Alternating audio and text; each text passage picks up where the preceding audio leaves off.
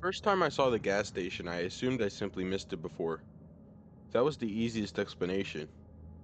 I was wrong. I've been driving long haul freight for nearly 12 years.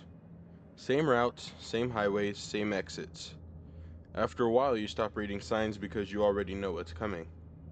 You know where the truck stops are, you know where the bad coffee is, you know where the road construction always seems to be, and you definitely know when a gas station isn't supposed to exist. The station appeared on a stretch of highway in southern Indiana, a lonely road surrounded by forests. No towns nearby, no businesses, nothing. Just miles of pavement. I was hauling medical supplies through a thunderstorm when I first saw it. The dashboard clock read 12:14 a.m. Rain hammered the windshield. Lightning flashed across the sky. Then suddenly, a glowing sign appeared ahead. Midnight Fuel. The letter shone bright white through the rain. Beneath it sat a small gas station, 4 pumps, a convenience store, and a parking lot. Everything looked normal, but I knew that stretch of road. There wasn't supposed to be anything there. I slowed down. For a moment I considered pulling in. Instead, I kept driving. By morning I had almost forgotten about it. Almost. The next week I drove the same route. Same road, same direction, no gas station. Nothing. Just trees. I figured I had been tired. Maybe I'd mistaken some roadside business farther back. Maybe the storm had distorted my memory. That explanation lasted exactly 3 days, because another trucker brought it up first. I was eating breakfast at a truck stop outside of Indianapolis when I overheard two drivers talking. One of them said, "Have you ever stopped at that station?" The other immediately shook his head. "Nope." "You ever seen it?" "Twice." Neither man laughed. Neither seemed confused.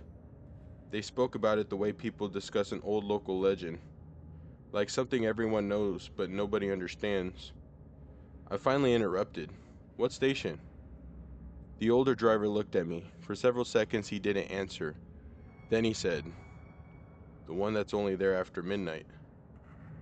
The room suddenly felt colder. I asked where it was. He named the exact stretch of highway where I'd seen it, the exact location, the exact road. My stomach dropped. "What is it?" I asked. The man shrugged. "No idea." "You ever stop?" He shook his head. "Not interested." The second driver leaned forward.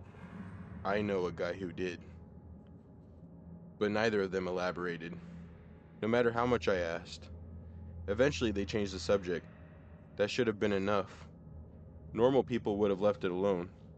Unfortunately, curiosity is a dangerous thing.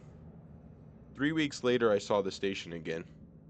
This time there was no storm, no fog, and no excuse. The sign appeared exactly where I had been before. Midnight Fuel. The clock on my dashboard read 12:08 a.m. I pulled over. The parking lot was nearly empty.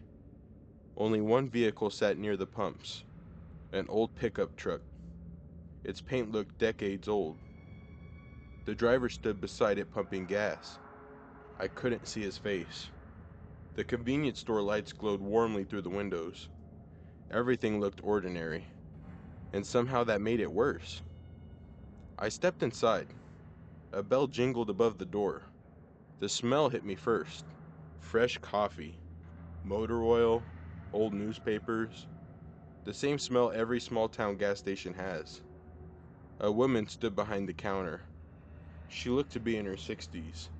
Gray hair, friendly smile, red uniform, nothing unusual. "Evening," she said. I glanced around. The shelves were fully stocked. Snacks, drinks, maps, magazines. Everything seemed normal. Then I noticed the newspaper rack. Every paper displayed the same date. Tomorrow. Not today. Tomorrow. I stared at them. The woman smiled. "Something wrong?" I shook my head. No, but something definitely was. I grabbed a bottle of water and approached the counter. The woman rang it up. 109. I handed her the cash. She gave me a receipt. I folded it and shoved it into my pocket. When I looked up, the old pickup truck driver was standing inside the store. He was staring directly at me. His expression looked concerned, not angry, but concerned, like someone trying to warn me. Before I could speak, he quietly said, "You should leave." Then he walked out. The woman behind the counter stopped smiling. I left immediately. By the time I reached the highway, my heart was racing. I told myself I was being ridiculous. It was just a gas station. Just a weird roadside business. Nothing more. Then I unfolded the receipt. The timestamp read 12:08 a.m. The date was 3 days in the future. I nearly drove off the road. The next morning I searched for midnight fuel online. Nothing. No website, no business license, no photos, no records, nothing. The address on the receipt didn't exist. Neither did the phone number. The station was a ghost. And yet I had the receipt in my hand. I became obsessed. Over the next several months I started interviewing truckers, dozens of them. Eventually I discovered a pattern. Everyone who saw this station had one thing in common. They were driving alone. Always alone. And they always saw it after midnight. Never before. Never after dawn. Just after midnight. One driver told me he'd seen it 6 times. Another claimed he'd seen it 12. A third refused to even discuss it. When I asked why, he simply said, "Because I stopped twice." Then he walked away. The strangest story came from a retired driver named Martin. Martin claimed he had visited the station back in 1998. While inside, he noticed a bulletin board covered with missing person flyers. One flyer caught his attention. The missing man looked familiar, very familiar. Martin eventually realized why. The flyer contained his own photograph, his current photograph. The age was correct, the clothing was correct, everything was correct, except the flyer was dated 5 years in the future. Martin left immediately. He never stopped again.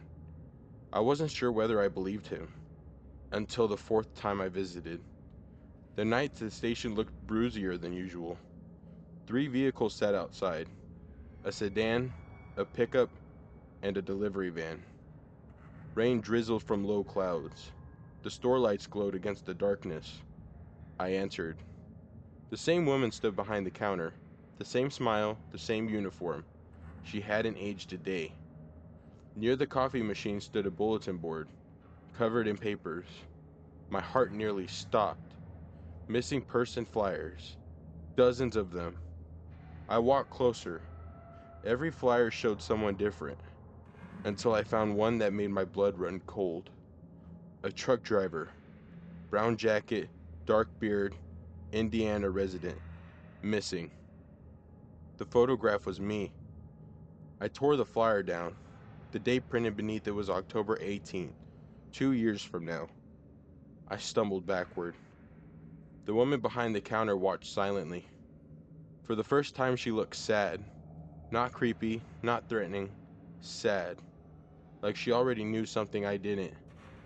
I ran outside. As I reached my truck, I noticed something that I had somehow missed every other time. Behind the gas station, past the parking lot beyond the lights, there were hundreds of vehicles.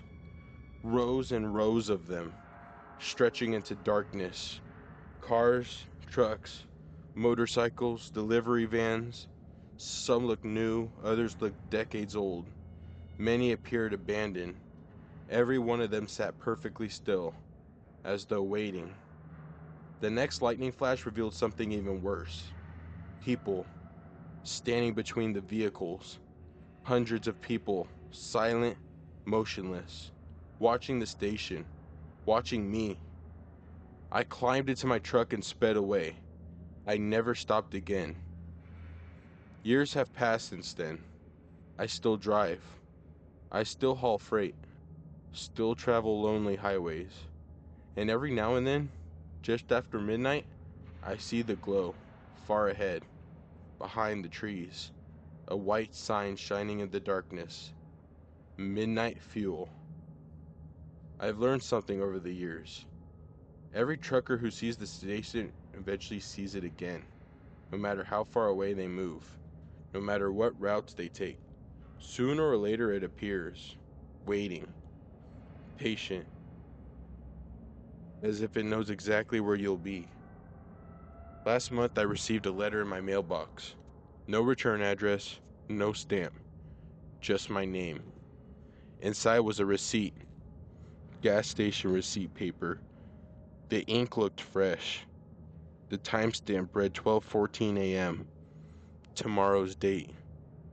And at the bottom, beneath the total, someone had written a message by hand. Just 6 words. Your pump is ready. See you soon.